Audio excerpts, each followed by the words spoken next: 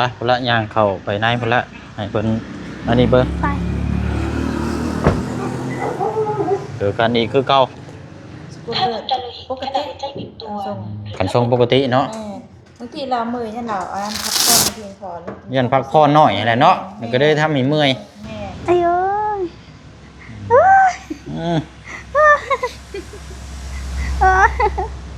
ได้แล้ว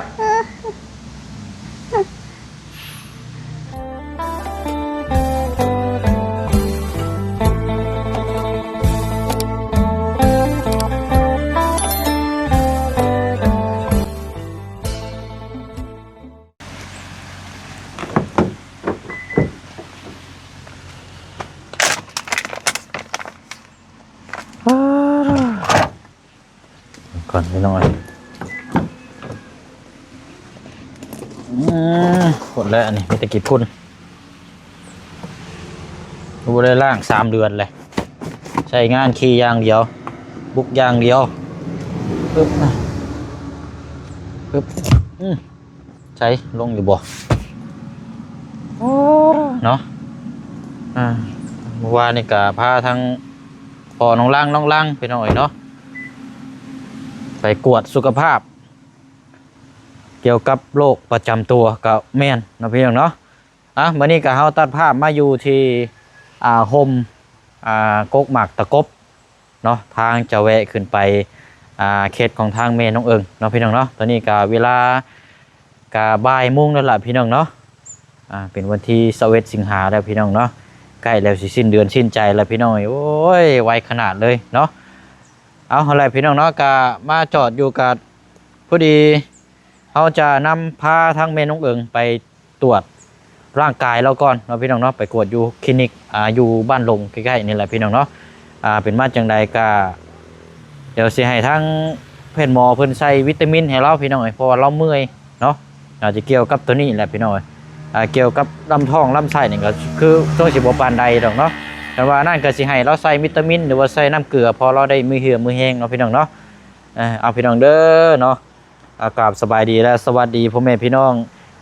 FC น้ำกันเบิร์ดสุขุสุคนพี่น้องเนาะบ่ว่าสิอยู่ภายในและก็ต่างประเทศเนาะพี่น้องเนาะที่ติดตามรับชมแล้วก็ในตอนนี้พี่น้องเนาะสิได้นำพาทั้งแม่น้องเอิงไปตรวจสุขภาพแล้วก่อนพี่น้องเนาะเพราะว่ามื้อเช้านี่ก็เฮาก็ได้พูดคุยแล้วพี่น้องบ่แจ้งว่าทางเทื่อว่าผ้าผลบ่ตกก็สิได้พาเราไปนะพี่น้องเนาะแล้วก็จังว่ากันพี่น้องยังบ่ทันได้ลงไปเยี่ยมทางพอน้องลังอยู่เนาะจักเป็นอยู่ใดทางนั้นก็แต่ว่าทีมงานทางลุงหนวดก็ลงไปเบิ่งแล้วมื้อเช้านี่พี่น้องเนาะเดี๋ยวพาเราไปก่อนพี่น้องเพราะว่าเฮาได้เบ้าแล้วเฮาก็บวกกับฟ้าฝนก็หยุดแน่นะพี่น้องเนาะก็สิได้พาเราไปกวดเบิ่งพี่น้องนั่นก็สิใส่วิตามินเนาะพอดีอันนี้ก็ทางพ่อตู้คำสิงเนาะพี่น้องเนาะอยู่ทางต่างประเทศเนาะทางพ่อเพิ่นฝากเงินมาให้ทางบ่เชียงให้ซื้อยามาให้เราก่อนหน้าอันนั้นพี่น้องเนาะแล้วมาบัดนี้ก็บ่เชียงว่ามื้อเช้านี้พอดีทางพ่อตู้เพิ่นแชทมาก็ได้ว่าอยากให้ทางบ่เชียงนี่พาไปตรวจเบิ่งเพิ่มเติมนำแน่เนาะก็เลยเอานั่นแหละพี่น้องเฮาก็สิได้หำฮู้นำกันว่าเรานี่เป็นหยังแน่เนาะเกี่ยวกับสุขภาพร่างกายแบบใดเนาะหรือว่าจังไดก็ไปเบิ่งน้ำกันแล้วพี่น้อยเนาะรถกันนี่แหละพี่น้อยบุกอย่างเดียวมีแต่ขี้ตมโพดเนาะพี่น้องเนาะไปเนาะเดี๋ยวเฮาไปนั่นก่อนบาดนี้พี่น้อยพอละรถก็จอดไว้นี่แล้วไปเชียงคันว่าขึ้นไปหาเราก็มีแต่จอดรถไว้นี่พี่น้อยแล้วก็ย่างขึ้นไปเพราะว่ามันรถขึ้นไปบ่ได้พี่น้องเนาะขึ้นไปทางเฮือนเราแหละมันเป็นทางอันนี้ฝนตกใหม่แล้วรถยันรถค่านะพี่น้องทางเส้นตรงที่ว่าแกไม้ก็หน้าแหละเนาะแกไม้แต่มอบให้เราแหละรถค่าแหละเส้นนั่นแหละพี่น้องก็เลยบอกกล้าขึ้นไปนะจอดอยู่นี่ย่างไปนะเราลงย่างลงมาทางนี้นะพี่น้องเนาะอันนี้น้ำนองอันนี้เนาะน้ำนองหมู่บ้านก็เจ้าอยู่นี่พี่น้องไปเบิ่งน้ำกันเบิ่งพี่น้องโปรดดีๆนี่เนาะ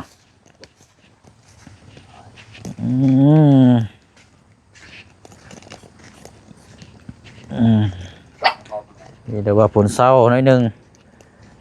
ก็ได้อันนี้แน่จังน้อยหายใจไรแน่จังน้อยฉันพี่น้องอันนี้ก็ยังลิ้นอยู่นะพี่น้องมาถึงก็ว่าเศร้าเป็นฟอยอยู่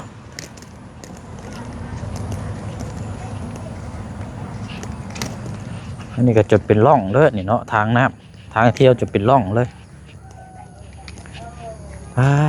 อันนี้เฮือนน้องนานี่พี่น้อง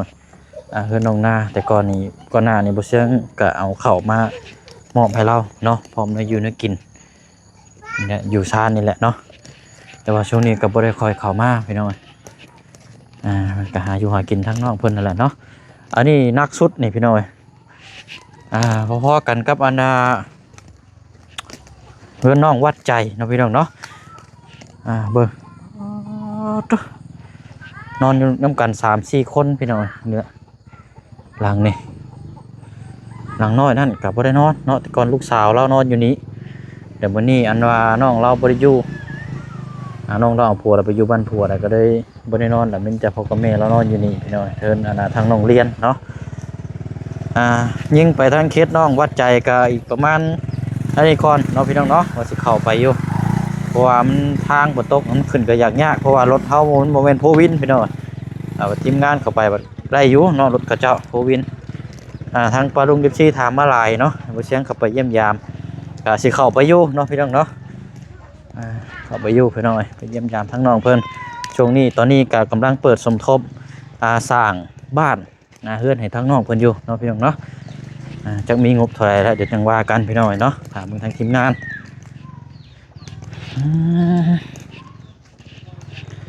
นี่ได้อยู่จะบ่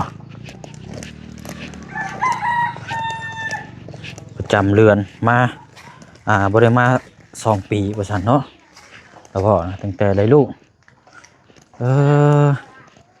เป็นนี่ไรเนาะอึ๊บ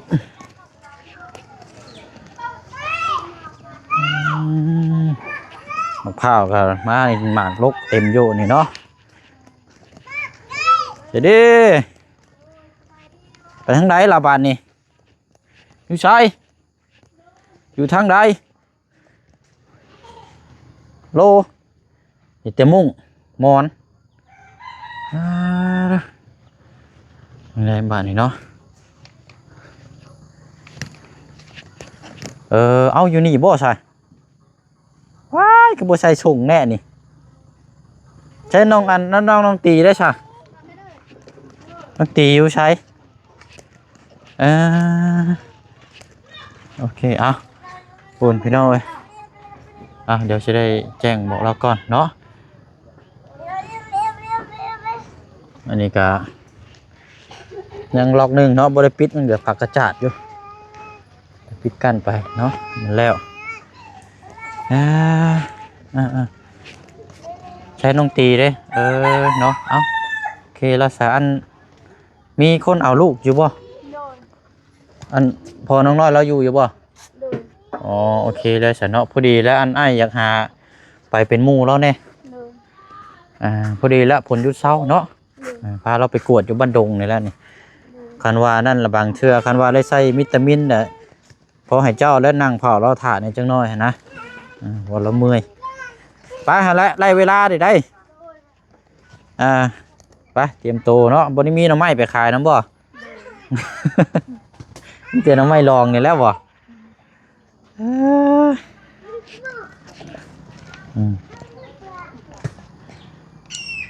วันนี้แหละเป็นอะไรเป็นอะไรเป็นอะไรแปลงร่างบ่ไม่โดยดนตรีเป็นเครื่องแปลงร่างเนาะ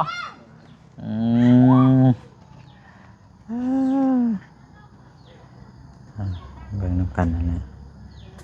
อาจจะได้ใช้วิตามินนั่นแหละให้เราว่าเราเมื่อยเนาะใส่จักถุงนึงในกระหันเพื่อหันแห้งและกินข้าวก็แซ่บละเพราะว่าเบิ่งแล้วนี่คนเลือดจางหนึ่งมาเราบ่ค่อยกินน้ำแน่ก็เลยทำให้เมื่อยเพี้ยกระตุนกระตูก็เลยสั้น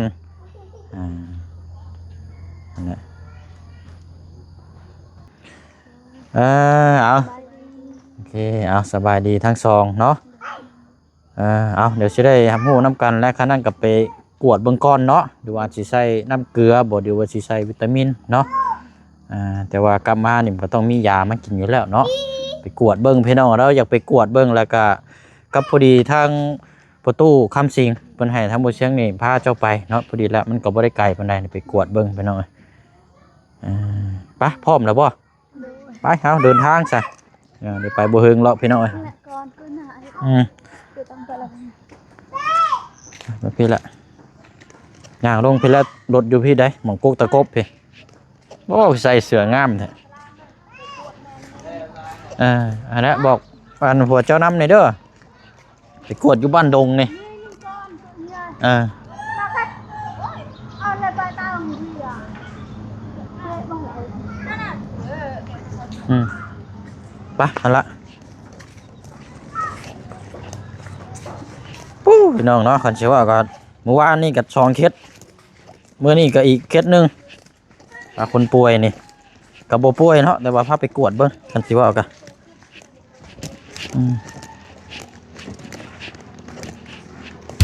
อันนี้ไม่ก่อนก็ได้ยังเมื่อยอยู่บ่เดี๋ยวนี้กะโดยยังชันใช้นกตีไปยังเมื่อยอยู่โดยข้าวกินแซ่บอยู่บ่แซ่บบ่ปานใดเนาะโดยไปใช้วิตามินกับอันนั้นกับน้ำเกลือก็สิน่าจะกลับมาก็น่าจะกินข้าวแซ่บนัวอยู่ดอก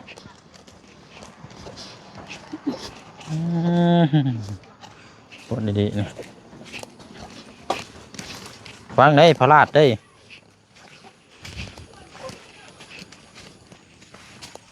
ไปน้ำกันเนาะต้องอีกเนาะ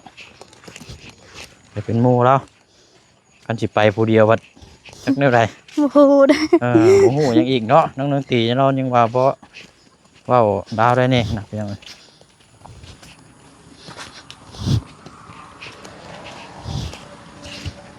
ฉันก็ตาไปเยอะเลย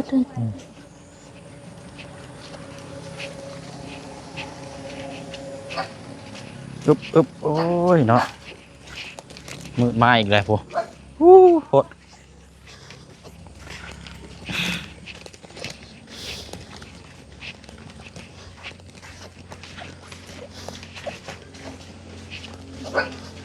สักช่างไหน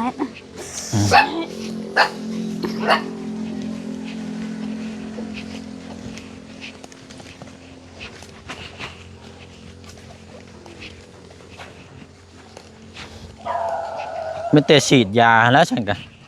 ฉีดยาวิตามินใช้จะเข็มหนึ่งชักแต่มีแห้งแล้วใส่คือน้องพลักเมื่อวานนี่เศร้าเลย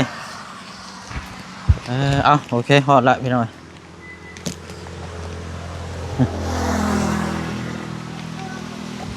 โอเคปะละขึ้นข้างหลังนั่นก็ปะเนี่ยไปเลยรถมันได้ยี่ดอก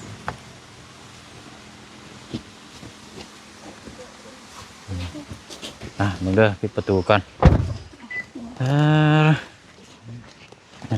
ไปอะไรพี่น้องเนาะเดี๋ยวไปต่อกันอยู่หมอเนาะพี่น้องเนาะอยู่คลินิกเนาะไปเนี่ยจักหน่อยไปพละย่างเข้าไปในพละให้เพิ่นอันนี้เบิ่งไปเดี๋ยวกันอีกคือเก่า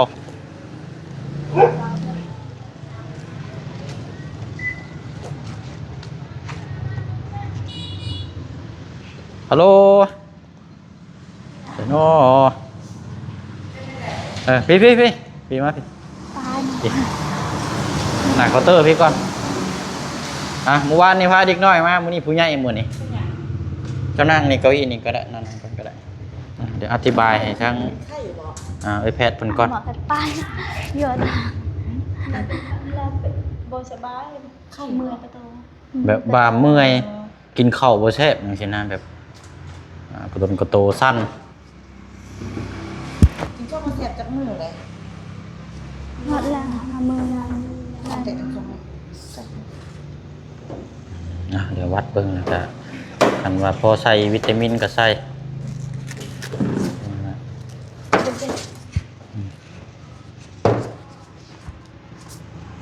ตัวเจ๋อ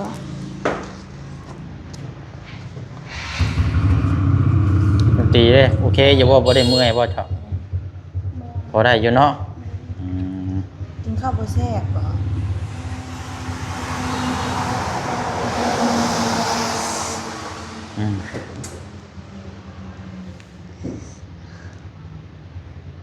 อายุกะเอ้ยเจ็บบ่โดย จะนำมา มันวัดเด้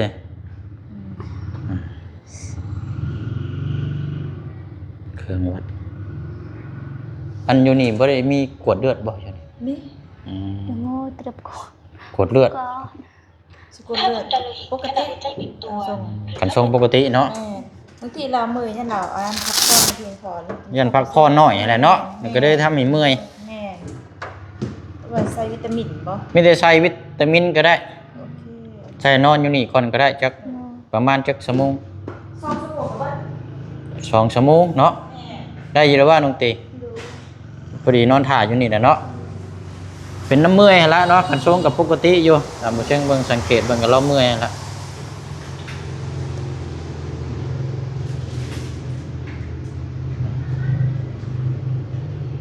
ใส่วิตามินใช้อันใหม่บ่เชิงเป็นน้ำเจ้าอันบ่เนาะอ๋อเดี๋ยวไว้หันละก่อนก็ได้นิบเช็คตัวเสื้อหั่นละอ่ะไปพุ่นแล้วบัดนี้เนาะเดี๋ยวไปใช้วิตามินเราเมื่อยพี่น้อยกันทรงปกติอยู่แต่แรกว่าสิกวดเลือดกันบางสีนั่นอยู่ละมีแต่เมื่อยใช่หรอกคิดว่าคันว่าเฮาเจ็บหนักจึงไปซ่องเอ็กโกเอ็กซเรย์เบิ่งเนาะอันนี้บ่ได้ถึงขั้นนั้นนะพี่น้อยอืม ไฟดับ เฮ้ยคือมืดแท้นี่ ไฟดับ แม่นบ่เนาะไฟลับนี่โอ้ยเนาะ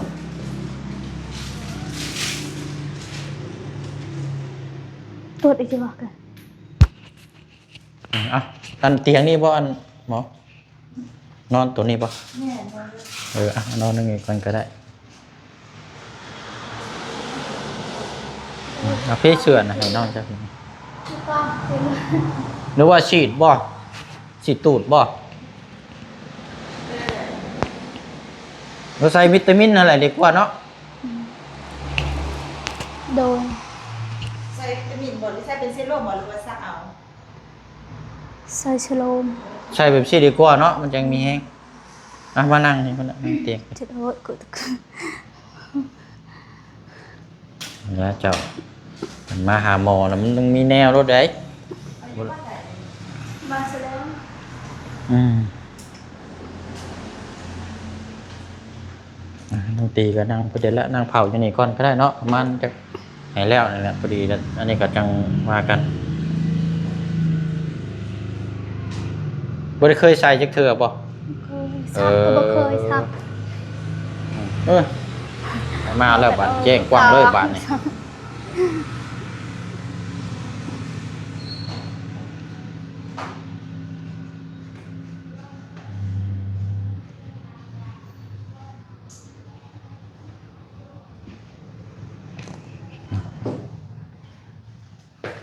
chết ơi นอนเลย ใส่วิตามินนี่ก็มีแห้งแล้วว่าเนาะ vô บ่ได้เป็นหยังแล้วว่า เบิ่งหลายตัวธรรมดา ใส่แขนพี่แล้วว่าบ่ rồi เพราะใส่อันนี้ได้ rồi cự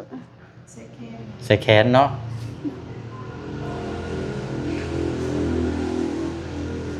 hao có khơi sạc lên tay cợt mà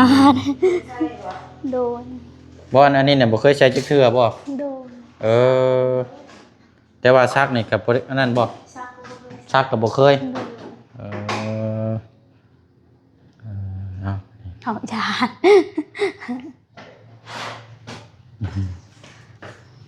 อันนอนลงเลย เอานอนเบิ่งเด้ตั้งใจได้เข็มหักขาได้เป็นดินได้ chui anh đừng mà cật เนาะ มากัด มาใกล้แล้วแน่ทุกทีนับแล้วแน่มาก็เชื่อนะว่าบ่เลิศโต๊ะนะ เย็นแค่มือเนี่ย dân Dạ, nè có. dạ anh ย่างเป็นเย็นเลยเช่นนั้นด้วย nó lại cũng có เช่นลมเนี่ย คนบ่เราบ่เคยเนาะบ่ติแล้วขนาดน้องลังไปห้องหมอลาวเวียดเมื่อวานนี่ก็เฮาบ่กล้าย่างเข้าไปขนาดบ่ได้ป่วยหยังกันอ่า เช่นคือจม วิตามินเนาะ กับมือกำกระปุก อ่ะนั่นแหละตามแพทย์เพิ่นบอกเด้อ mà cật chui anh đừng กำก่อน mơ bên đây sạc giờ ra đó อืม กับเรา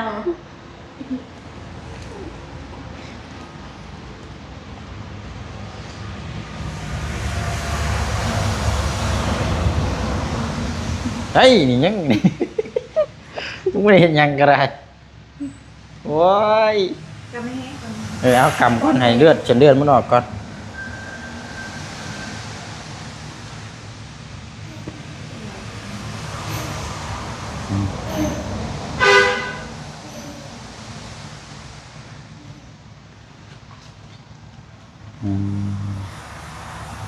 พักผ่อนหน่อยเนาะพักผ่อนหน่อยก็เลยทำให้เมื่อยเพลียพี่น้อยกับบริมีอย่างโรคแทรกซ้อนหรอกมันจะใส่ตัวนี้แหละก็มีเหือดมีแห้งแล้วก็กินข้าวแซ่บนัวแล้วก็มันตุ้ยพี่แล้ว ก็ได้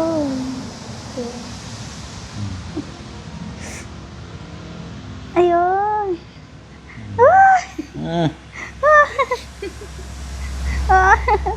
เอาได้แล้ว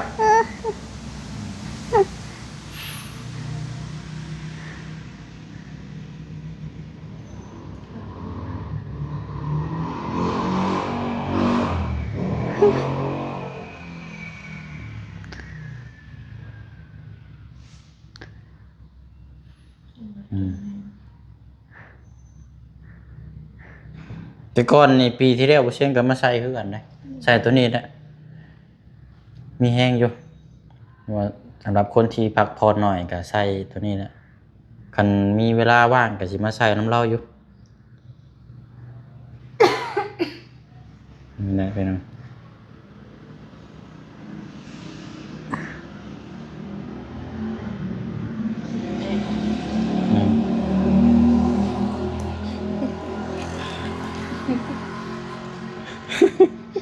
อยู่ในนี้นะ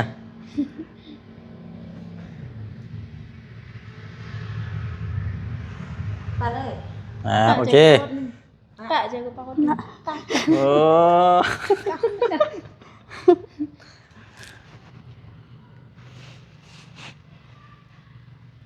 โอเคใส่จะเถื่อน บ่เคยเถื่อเนาะให้แล้วบัดนี้ ให้บ่ว่าติ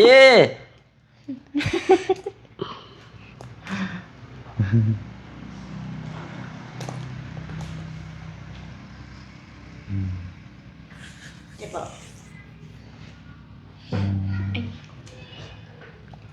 เมื่อวานนี่อันนั้นเนาะคันถามเพื่อความรู้ในอันเอ้ย เลย แปลว่า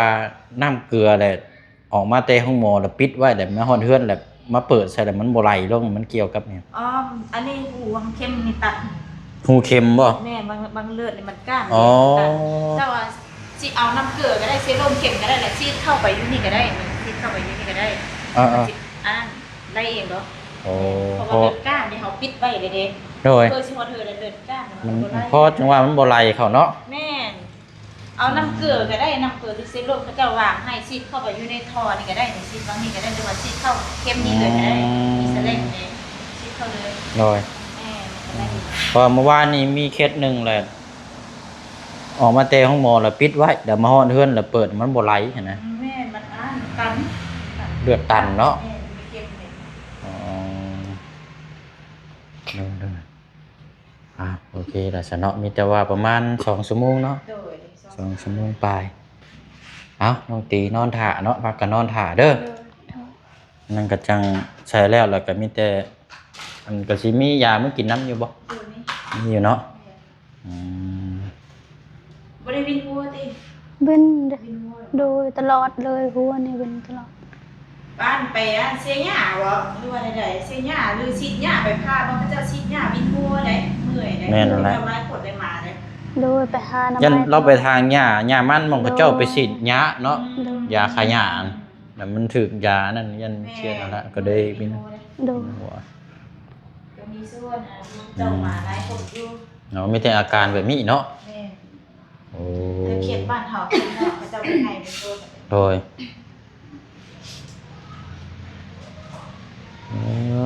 เนาะบ้านนี้เนาะนำบ้านแต่เนาะมีแต่นอน โดย นอนท่าเนาะแต่พี่น้องเชียงก็สิลงไปบ้านน้องล่างท่าเด้อไปบ้านสำหาก่อนเวลากลับขึ้นมาก็จังทำไปจังเมื่อเนาะ โดย แล้วพากันนั่งถ่ายอยู่นี่ก่อนเด้อน้องตีเด้อ โอ้ย ใจนะ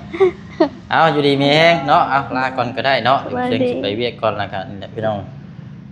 บ่ได้กวดอย่างเดียวเรามีแต่มาใส่วิตามินแล้วก็มีเหือมีแห้งเนี่ยคันว่ารู้สึกคันว่าเจ็บท้องแห้งเอาจังซองเอโกเบิ่งอันนี้ก็ถือว่าเราก็โอเคอยู่แค่ว่าเมื่อยกินข้าวกินน้ำบ่แซ่บก็เป็นแบบเดียวกับบ่เสียงนั่นแหละเฮ็ดเวียกหนักหลายบ่มีเวลาพักผ่อนคันมีเวลาก็สิมาใส่อยู่ตัวนี้บ่เสียงก็ยังมาใส่น้ำเหล้าอยู่ โดย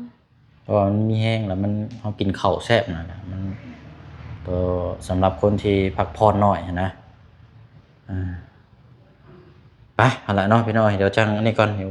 ไปเวียกต่อก่อนแล้วจังมาพุ่นละจังมาหามเราก็จังมาพูดคุยนํกันเพิ่มเติมอีกเนาะพี่น้องเนาะโอ้ ไม่เนี่ยไอ้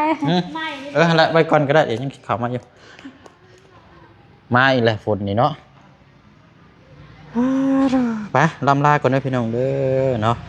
เดี๋ยวเบิ่งนํกันอีกต่อไปเนาะทางแม่น้องเอิงพี่น้องพาเรามาใส่วิตามินเนาะแล้วก็จังพาเราเมื่อแล้วก็พูดคุยชี้แจงนํกันเพิ่มเติมอีกบ้านกำลังจะเริ่มปลูกสร้างเรื่องของกระปัวอีกอันนี้กันพี่น้องเนาะโอ้ยเนาะเอาจังว่ากันเนาะพี่น้องเนาะบ๊ายบายเด้อพี่น้องเด้อเนาะนำกันบ่สุขทุกคนเนาะสบายดีเนาะ